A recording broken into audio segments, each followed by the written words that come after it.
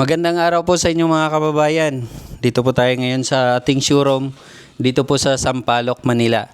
So, kakaalis lang po ng isang client namin na gustong makita ang ating machine. So, everyone is invited to visit our showroom dito sa Sampaloc, Manila para ma-demo din po namin sa inyo ang actual operation kung paano i-operate ang Shinong rice mill machine.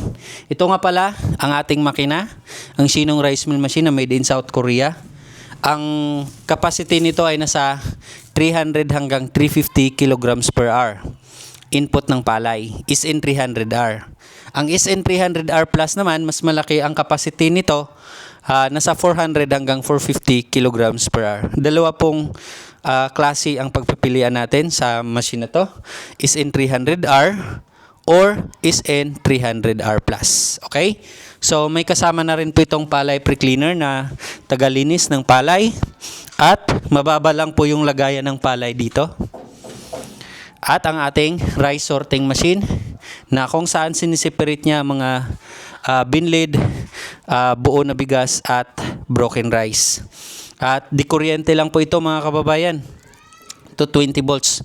Kailangan lang po dapat stable ang inyong kuryente. Dapat hindi siya fluctuated or hindi bumababa sa to 20 volts. Yun lang po guys, sa mga gusto po mag-order, bumili nito, pwede na po kayo magpa-deliver. Luzon, Visayas at Mindanao. Libre na po ang installation. Mayroon tayong technician na pupunta sa inyo para mag-deliver at mag-install, mag-conduct ng training. Libre na po yung installation at saka training. Meron nga lang charge sa door-to-door delivery.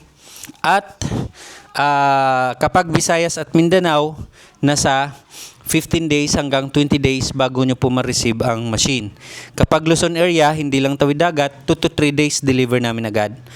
Kapag Mindoro, Marinduque, Masbate, at iba pa po yung mga isla dito like Palawan. Ganun rin sa Palawan, nasa 15 days. Mindoro, tawid dagat, Luzon area, Mimaro pa hindi kasama yung Palawan, nasa lang po, 5 days. 3 to 5 days ang delivery time natin. Yun lang po mga kababayan, maraming salamat po. Order na po kaya.